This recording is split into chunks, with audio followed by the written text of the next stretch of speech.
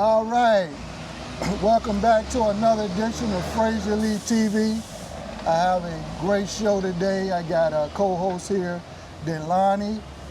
He's going to be speaking from a younger man's perspective on today's show. We're going to be talking about the benefits of a young man, of how Dominican Republic can change your life.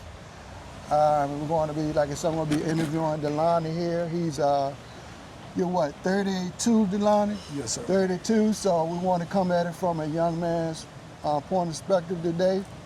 So, Delonnie, how did you end up coming here to Dominican Republic? Or before we do that, let's just get into a little brief history about yourself. You know, what you do for a living, just a little bit of your background, and how did you end up in the DR? Let's start with that. Okay, what's up, y'all? It's your boy Delonnie, AKA D-Lo. I had got into trucking, probably my profession, occupation, trucking. I've been doing that about 9 years ago. And so 4 or 5 years, independent contractor, and then the other 4 owner-operator. So that's my occupation. And what made me come? You asked what made me come to DR? Yeah. But before we get into that, I just want to let everybody know, how did I even meet you? We're here in Santo Domingo, yeah. And let me show you how things, you know, how God works things out. It's amazing how I met Delonnie. He actually knows my son. He actually reached out to me today.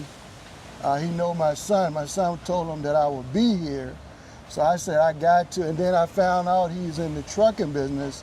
One of the businesses I'm planning on getting involved with, not so much as trucking, but transportation. But anyway, that's going to be another video. So Delonnie, he knows my son. And I said, well, let me interview him today because I want to get his perspective on, you know, coming here as a young man. And, you know, it changed my life also. We were talking about, you know, me coming here, finding peace, but, you know, I'm older. I'm old enough to be his father. I'm 54 years old. So a lot of people, I want this video to be for a lot of the young people because a lot of the young people don't know about DR and how it can change your life and the benefits of it. So that's what we're talking about today. So Delonnie, yeah, so let's get into about what made you come here to the Dominican Republic, your first time coming here, your experience, and how did you end up here? Okay. Oh yeah. One moment. One little thing. Shout out to my boy Fraser Honey, y'all, and Big Fraser Honey, y'all. Me and his son met about 10 years ago. Good friends. We've been good friends. Had dreams of being owners, you know, working for ourselves, me and his son. And his son became a barber. I became a truck driver. And so that's how me and his son met. And fast forward 10 years later, I meet Pop, Big Fraser Hunter, and it's a blessing to meet him. And it just should happen, what? Today. Today. But hold on, but not only is he a truck driver, you're an owner, operator truck driver. Yes, sir. You own your own business and own his own truck. So I don't want to skip past that because he's only 32 years old and he's living his dreams already that a lot of people my age haven't even experienced yet. You know, coming to another island, owning your own business, so that's huge. So, boy, keep going. Yeah, so just a while back, you know, like I was saying, just 10 years ago, you know, just, you know, putting a plan together. I've had my ups and downs in life, you know, used to hoop, that didn't work out, and so just, you know, you gotta you can't take life for granted, you know, and you gotta make you got to make the best out of you know, the worst situation. And so I decided to go into trucking, and I got into it by a humbug, by a homeboy, one of my homeboys. His name's Rick, Ricardo Reed. You know, look him up. He's a gym rat. He's a bodybuilder out there in where you at, Rick? Manassas. He in Manassas, Virginia. My boy Rick. He got me into trucking, and we took off. He's still trucking. He's running box trucks, and that's another thing I gotta tell you. Okay. My boy Rick, he running box trucks out there, and I got into trucking. Okay. And, that's how I got into trucking. But fast forward, once I had set the vision, you know, I had to take baby steps to figure out which direction I'm going to go in. And I was like, you know, do I always want to stay in the States? You know, and I started watching YouTube. Okay. And I got into the Expats probably around 2016. Okay. Around the time when I was working. Should I go? Go ahead. Yeah. Go ahead, keep going. So what made me come to the DR? I got into hold on. We're gonna get there. We're gonna get there. What made me come to DR? Hold on. I gotta go back. Take your time. Go ahead. Okay, so long story short, when I had a new beginning, I wanted to go to Cuba. That was originally where I wanted to go. And so I went to Utah. Oh, and I had a friend, my boy Timbo, that lived in Africa also around this time, or was going to Africa. And so I wanted somewhere to escape. You need somewhere to escape the matrix. You know what I'm saying? You want somewhere to have a peace of mind. And me, nobody knows you. And a new beginning, ain't nothing wrong with a fresh start. You know, and experiencing something. Right. I came over here at 26. My pop didn't get to come over here until he was 50. You know, he was 50. He didn't really get to start living, and that was short-lived because he got sick. But where I'm going with that is, I wanted that now, at that time. So I was like, I need somewhere to escape, you know, the threshold that America got on you, you know. Right. And once you start traveling abroad, you will see that. You will see the differences between the American culture and all these other cultures, you know, around it. But anyway, I got a opportunity to go work a job in Salt Lake City, Utah. And I had took that job and went out there and I met a friend. And I already had my vision on traveling abroad. I wanted to travel to Cuba because Obama, right before he came out of office, he opened up the floodgates for people to travel back into Cuba in a trade agreement to be back and forth with Cuba. And so my vision at that point was to go there, but I met a friend named Ed Zamunda. If you're watching this, I don't know what happened to you. I ain't talked to you in some years. But I met my friend Ed Zamunda, Salt Lake City, Utah, 2016. And we got to rapping. He was doing orientation and I was already working there. I was switching trucks. But short story, they were shutting that company down, but that's a whole nother story. But anyway, I met Ed. Ed, he was from Honduras, tall brother like myself, from Honduras, and me and him was chopping it up, and he spoke Spanish. I ain't never seen no black, dark-skinned dude speak Spanish like that ever in life. I'm from Southwest Virginia. You know, you got black or white. That's it. Right. We barely got Latinos. Now it's different. But when I'm coming up, right. that's all you had, either black or white. So, yeah, I seen a black dude speaking Spanish. I'm like, man, where you from? Oh, I'm from Honduras. You know, that's when he was teaching me about Dr. Sebi and all that. And then I was like, so where you live at now? Oh, well, I work 8 months out of the year in Chicago. I came out here to Salt Lake City for a job, but I live in Santo Domingo, Dominican Republic. Dominican Republic, I'm like, where that at? I've heard of it, but, you know, didn't really know too much about it. Oh, well, it's right next to Cuba, you know, right there, you know, in the surroundings of Cuba. And so one thing led to another. Ed Zamunda convinced me, you know, he started telling me about culture, food, you know, and I ain't gonna lie to y'all, I gotta keep it a stag. You know, Ed Zamunda, you know, he wasn't the best looking guy in the world. He wasn't ugly, but he wasn't the best looking guy in the world, right? And Ed showed me his old lady. I said, damn. I said, Ed, oh my goodness. You know, I'm like, okay. I'm like, I see you, big dog. Yeah. And so that at that point, that intrigued me a lot when I had seen that. And me and Ed talked about it a lot, you know, just talking about DR and how he was living at that time.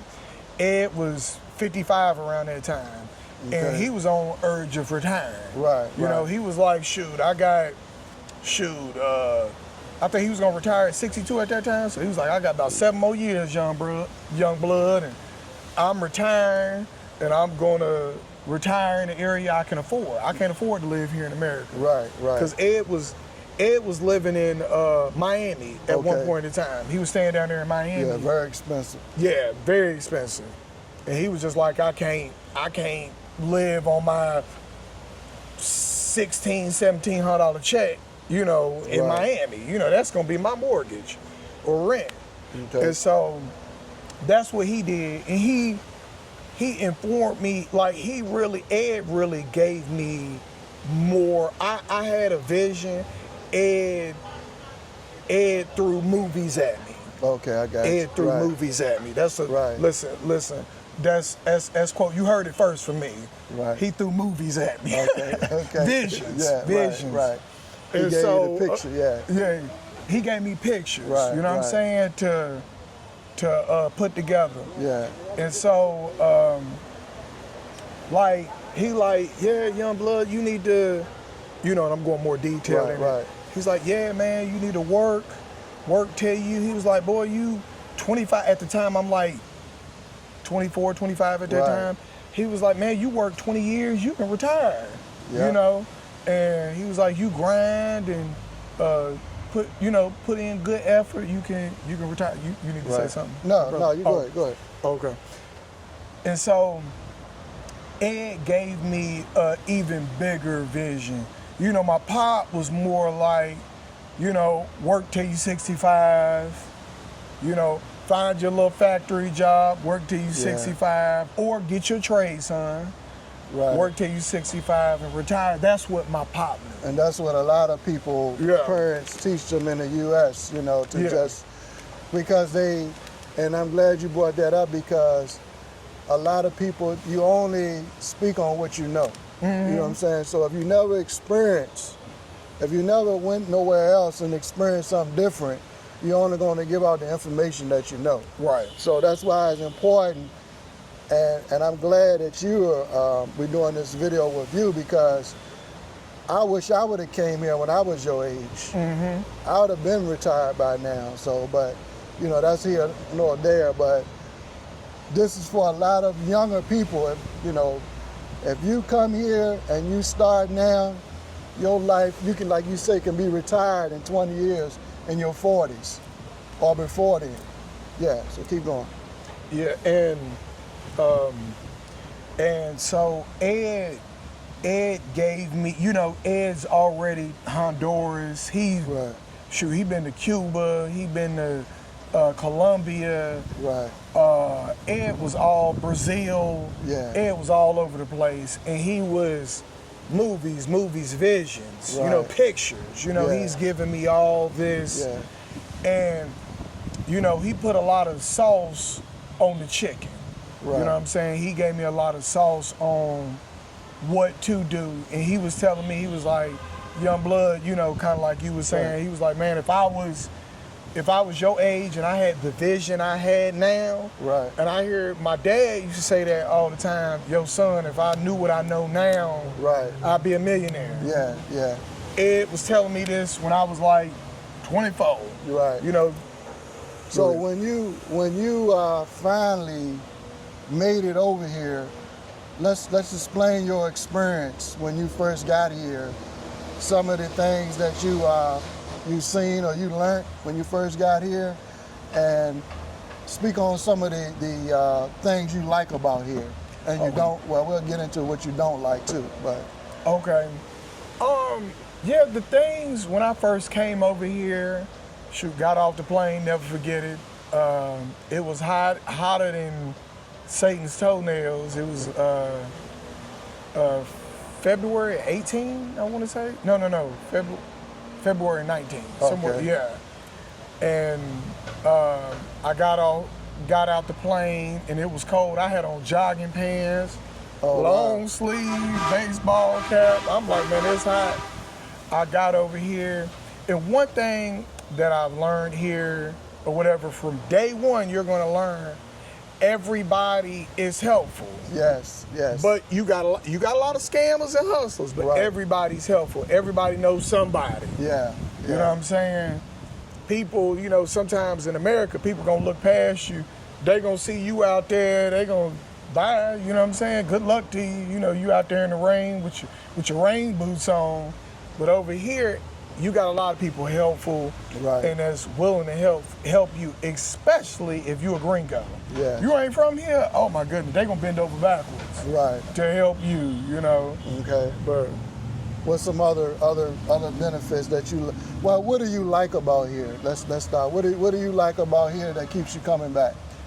culture wise, I see a lot of people that back when I first came several years ago, people were making probably $200-300. Right. But you have smiles on everybody's faces. Right. You Yep, know, I when we noticed making that. a lot of money over there in the States, and everybody's stressing, arguing, fighting, you know, and then when you come here, you see people making it, getting by, and, you know, living decent lives. Right. And that's one thing. With less. With less. Right. With less. And that's another place I was going. It humbled me. I went to a friend, his name was Jonathan, yeah. And he was staying in a sugar shack. It looked like a shed that you put a lawnmower, weed eaters, Right. Your gasoline, Yeah. you know, your picnic tables back there. Right. He was living in a shed, and it humbled me to see people over here living like that, but still healthy. Still happy. Yep.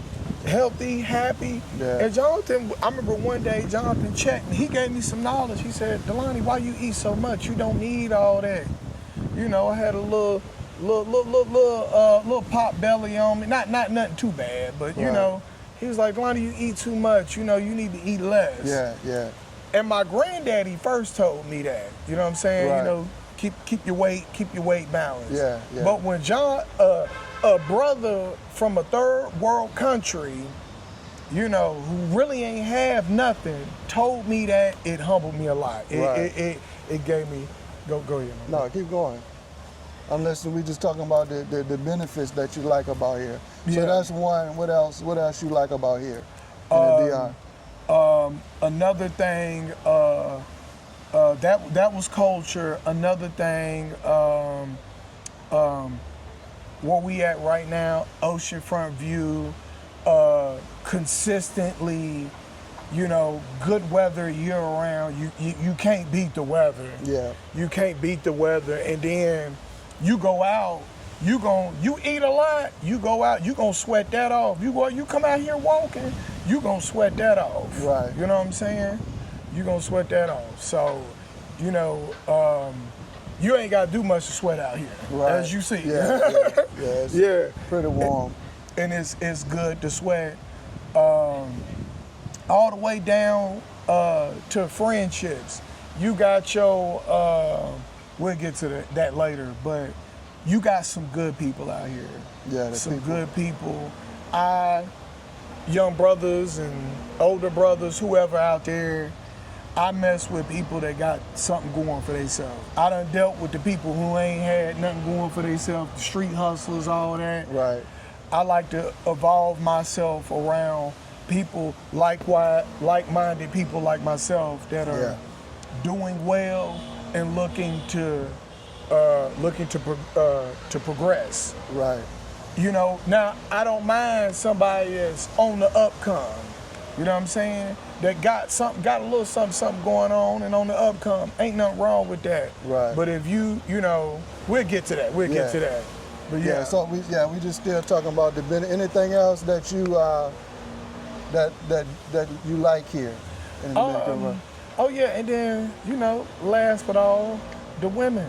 Yes. The women. Yes. Hold on. We're gonna get that. We're gonna get that at last. Right. At last, right there. We're gonna get to the women. Whole nother topic. Yeah. We're getting past the benefits right now. Yeah, the woman is one of the benefits. The culture, the food. The food is very healthy, very organic. You see crackhead chickens. Right. You know, that's some stuff that we had going on in the 20s and 30s. Now when my brother right here was coming up in the 70s, 80s. and 70s, 80s, I'm coming up 90s, early 2000s. Chickens are outrageously big. A lot of this food over here is organic, and healthy. You got people that got plants growing in the yard. Look at this. Look at it on the ground. Yeah. You know, you can eat this. Fresh fruits everywhere. Food everywhere. Yeah. You can eat this. This was off the ground. We wasn't even looking at this. Right. I just picked this up off the ground. Yeah. You can find this. It's a dime a dozen all over. The food is very good over here. Very good, organic. Yes. Not a whole bunch of steroids in their food over here. Very good food over here. Right. And then, which I'm gonna leave. And the cost of food ain't bad. Right, it's cheap. You know, it's fairly cheap.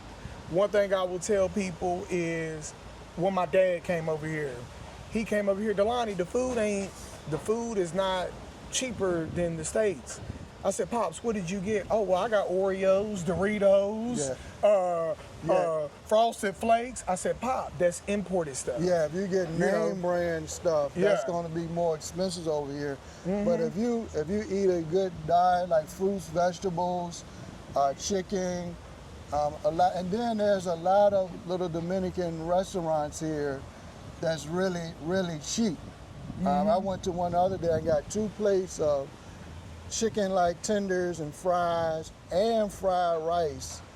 It was like 500 pesos, 2 plates. Mm-hmm. $10, less than $10. Less than $10. So it also, but if you go in the store and you buy the name brands that we have in the state, it's going to be expensive. Yes. Mm-hmm. So you got to keep that in mind. You got to know where to go, basically. Right. Same as this. If you buy, can I grab that? Yeah. If you buy a Corona, and then you buy a Presidente, the Presidente is homegrown. Right. That's home brand stuff. Yeah. So it's going to be significantly cheaper from the liquors. If you buying Ciroc, Hennessy, or if you buying Brugal. They're from here, Yeah. If you buy Brugal, it's going to be cheap. Yeah. And to be honest, it tastes just as good. Right. To be honest, Brugal don't taste no different than Hennessy. Right. You know what I'm saying? It don't taste no different than any other brown liquor. Right. You know what I'm saying? So, and it's significantly cheaper. Yeah. So would you say coming here definitely changed your life for the better? Oh yeah, absolutely. One more thing, my brother. And then we were going to the cost of living. Right. Cost of living. Yeah. Oh my goodness, I can't even get started on that. Yeah. I grew up down where I'm at. Mortgage. My father's mortgage was $640 from 2003 up till he moved out in 2020. Right. Now his mortgage, somebody's renting his house. My father, long story short, he sold his house, moved back to West Virginia. Right. But now that house is going for about $1,000, between about $800 and $1,000 a month. Right. Richmond, What's the Richmond Richmond? average is about 1 bedroom, 1,200 on up, you know. On up. Yeah. On up. And like I was saying, down my way, 8 to about 1,000. I'll say about 7 to about 11, 1,200. Right, You know what I'm saying? Yeah, the cost of living is definitely cheaper here. It depends on the area too. Yeah, you can get you a 1-2 bedroom for $400-500 a month. You know, so yeah. Let me put some sauce on that. You can get a 1-2 bedroom. We had a 2 bedroom in National District. Like you live in downtown Richmond, downtown DC. Right. You know what I'm saying? Over there, kind of where their little White House is, where their president is. Right. National District, and that was $500 a month. Laid out, nice, brand new apartment, and you can buy it for 60,000 to 90. But go ahead, I was gonna say National District, for people that don't know, that's one of your upscale neighborhoods here in Santo Domingo. Yeah. Oh yeah. So, yeah, that's another thing. That's another thing you gotta take into account.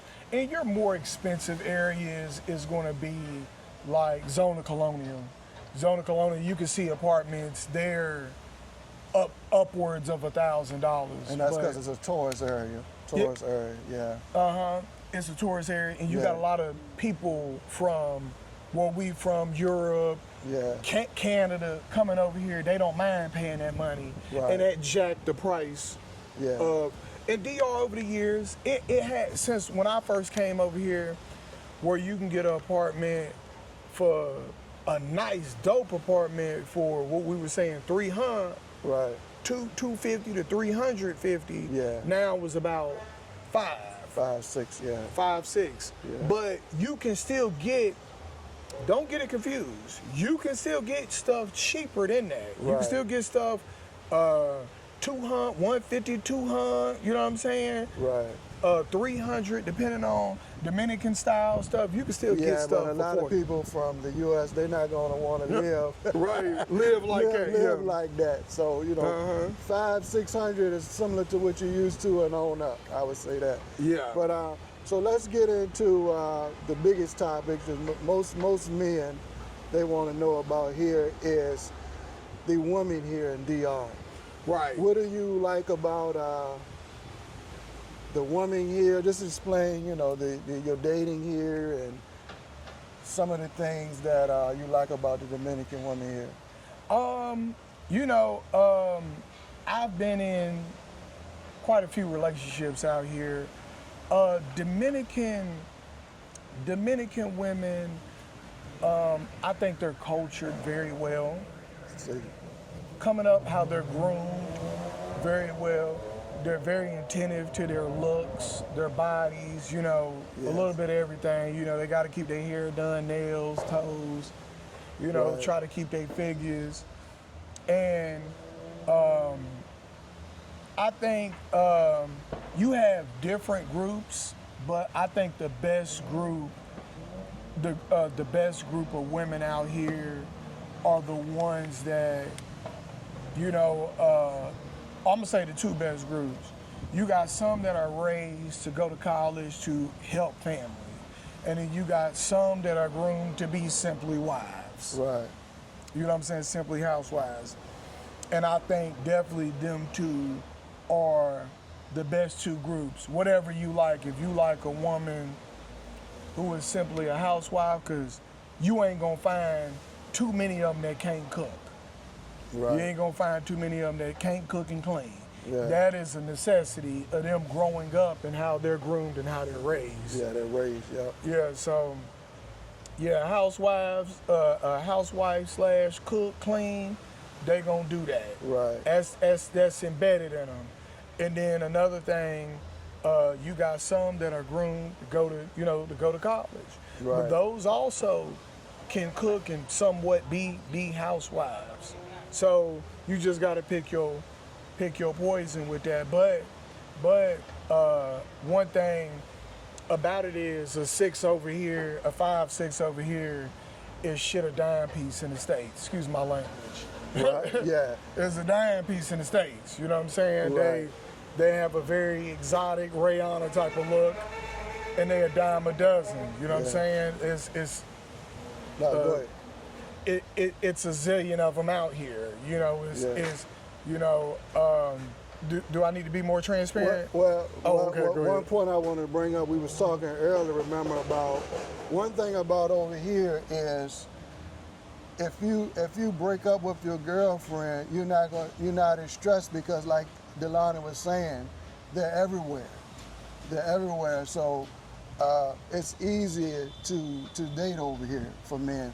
A lot of men in the States, you know, it depends on where you live at. You only got what's in your area, you know. So a lot of men are depressed. But here you got 10s, 9s and 10s everywhere, you know. So it's a lot less stressful here. That's what I like about dating here, because like I say, if it don't work out with one woman, you got 10 more waiting, you know. So yeah. Let me put some sauce on that, big bro. You got 10 more beating on your door, waiting to get her position. Yeah. I repeat, you got 10 more beating on the door, waiting to get her position. Right. You know, and it's like that. Yeah. You got them. They begging. Do I need to go into the story? Go ahead. So I was dating this chick Elizabeth from San Francisco, DeMarcus. Me and her dated. We dated for about a year. And one thing led to another. Me and her broke up. It was mutual. It was more me wanting out, but it was definitely mutual at one point because, you know, after I said and showed her how I felt, she felt grass was greener on the other side. Bet. You know what I'm saying? Her cousin, she knocking on the door to get her place. You know what I'm saying? She knew what I had done for her.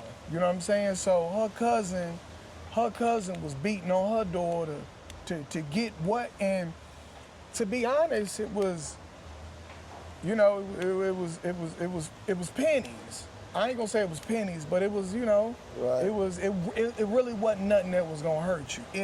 And that's another where I was gonna go to with Big Bro. Okay. Upkeep on women is cheaper here than it is in the States. Yeah.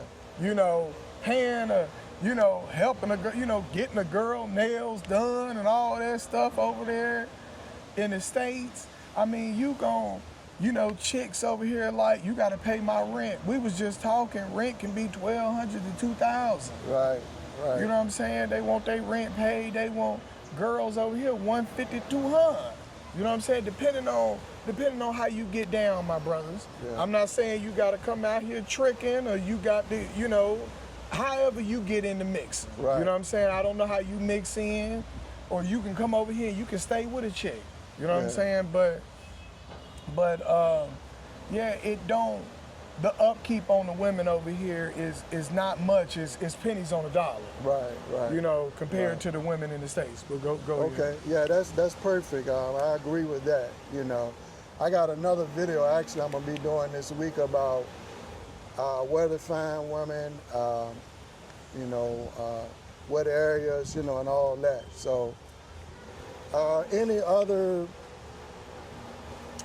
What do you don't like about the DR? So what's some of the things that coming over here that compared to the United States that you don't like about DR? I think definitely one big thing, the hustle. You know, this hustle will put you in a different mind frame. The scam, like, you got scamming and stuff in the States, but you know, when you're in a lot of the tourist areas, everybody's trying to hustle, everybody's trying to get a quick buck. Right. I've done heard from building houses to selling cars, selling food, you know what I'm saying? They'll bring you out they'll bring you out what's it called? A menu. A menu. Yeah. A menu. I'm tripping. A menu. They bring you out a menu with no prices on it. Right. I've been there before. I'm like, hold on, where the prices at? And then hit you with $100 bill. And Yeah, you ain't got to worry experienced about nothing in the States like that. I've never had to witness anything like that in the States. But I've witnessed $1 million $100 bills though. Right. Yeah. But the scamming, Okay. yeah, that's one thing. All right. Another thing, I don't like the driving out here. I've been driving over here for 7 years now. I hate people will cut you off. People be driving crazy as heck. Right. They drive crazy as heck, and I hate that stuff. It's insane. I love America. You know, you got rules and regulations. Like here, you can drink and drive. You can drink and drive here. Yeah. Ask me how I know I've done it. You know, I've done it. I've done been pulled over, got a case of beer in the floor. Yeah. Me and my homeboy D got a beer in the center in the cup. Center console in the cup holders, and we chilling. You know what I'm saying? And real like, relaxed. Yeah. Yeah, it's real relaxed, no rules. But there's a catch today. If you get in an accident, gringo fault. Exactly. They're gonna blame It's you. instantly gonna be your fault. Yeah. They're gonna try to make it your fault. Unlike America, you have insurance and you ain't gotta worry about that. You know, they're gonna figure out whose fault it is. Right, 9 times out of 10. Or whatever. Over here, they're gonna try to label the gringo, it's their fault. Yeah, I would definitely, unless you have to, don't drive over here.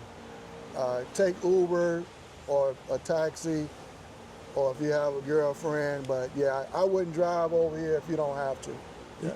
Yeah, you have to be on point when you driving out here. I don't know how the semi trucks drive, let alone the cars. Right. But yeah, it's crazy. You got to be looking everywhere. People will cut you off at any moment. You got to be. But being a truck driver and being on the road in America, it's the same concept. Yeah. Truck driver, we have $1 million insurance policies. Right. So they're going to try to do their best to label us out at fault at any cost. Right. So I'm so comfortable driving over here because I'm already used to that concept of being putting under Pressure. yeah. Yeah, you drive for a living. Yeah. Mm-hmm. So So you just got to be on point. yeah. A couple other things is people cooking your food. You got to watch who's cooking your food. You know, a lot of people be cooking the food with the ocean water and stuff like that. Nah, you know, you want fresh water on your food, at least fresh water on your food. You know what I'm Right. saying? You got to watch who's cooking. Don't go like a food truck in the United States. You can hit them every time. Food truck in the United States, I've never had to worry about no food truck in the United States. Right. Food trucks over here, I don't normally go to them because they don't have the OSHA, Right. The standards. Yeah. the standards, you know what I'm saying? So be very wary. Now, unless you got a steel gut, you know, Right. like my granddaddy, you know, do your thing. But yeah, so that's a couple things and then the police. When the police pull you over, they're always trying to get money out of you. You know what I'm saying? If you get pulled over, the police trying to get some money. Right. And that just goes back to the hustle game. Yeah, but that Yeah. can work for you too, you know, Yeah. because you can avoid a ticket, you know, so Yeah. that one thing can work Yeah. for you and against you. So yeah, we're gonna wrap this up because I got another meeting. Any closing remarks you want to give about a young man trying to change his life? Recommend coming over here, or anything else you want to share with the young? This video is mainly it's for everybody, but I wanted to be more towards the younger generation like you and my Yeah. son. Yeah, all my young brothers out there, older brothers, whosoever, travel, experience. Don't remain. I got a lot of friends and family back in Virginia and West Virginia. Grew up in both, that are stagnant. Kind of like how he was saying earlier, you know, content with the life. Everybody effing the same women, got babies by the same women, dealing with the same bull jive. Travel abroad, get a new experience on life. It's more than, now let me say this, I'm not going to sit here and say the grass is green on the other side for everybody. I'm not going to say that. Right. But at the same time, I will say, if you travel, you will get another perspective on life. And I'm going to end it with that. Perfect. That's perfect. Thank you, brother. All right, so that's going to end another edition of Fraser Lee TV, and we'll see you on the next video.